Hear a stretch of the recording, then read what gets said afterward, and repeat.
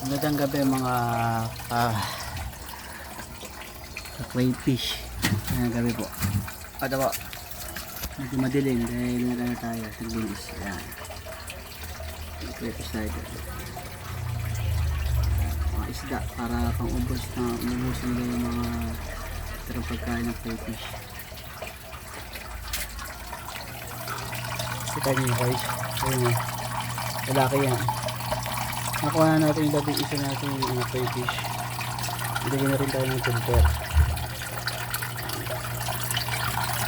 Medyo brown siya dahil kumuli pa itong labarak natin, pero matatanggal din yan.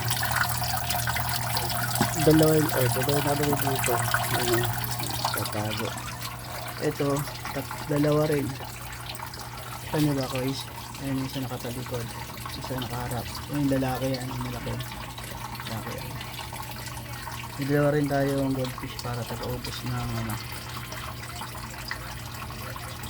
Nahawi niya yung ano, nahawi niya yung lumot. Laki ng lalaki oh. Ito pa guys.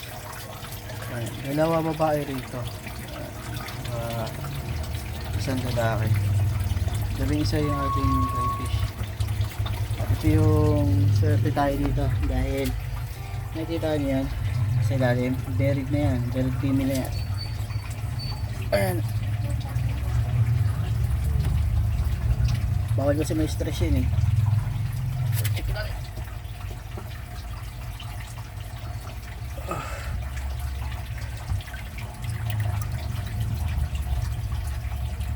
Yan siya oh, laki oh, buntis na yan.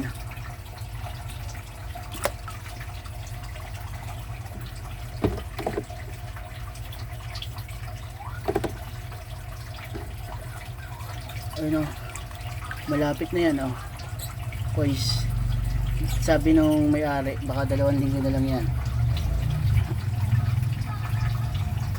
pag na nanay ang mga itlog na yan. Ayun, yan mga 200 yan to 300 pieces. Yung mga mata no, gumagalaw no. Diba, astig, meron siyang may stress. Ito ano rin to, may itlog na rin yan. Yan, tatago. Active siya pag ting gabi. Ayun yung isa, buried na rin yan, buried female. Naligay tayo ng isda para pwede siyang kainin ng ano, ng crayfish. Pwede rin naman taga-ubos ng pagkain ng crayfish. Update lang po yan guys. Salamat po.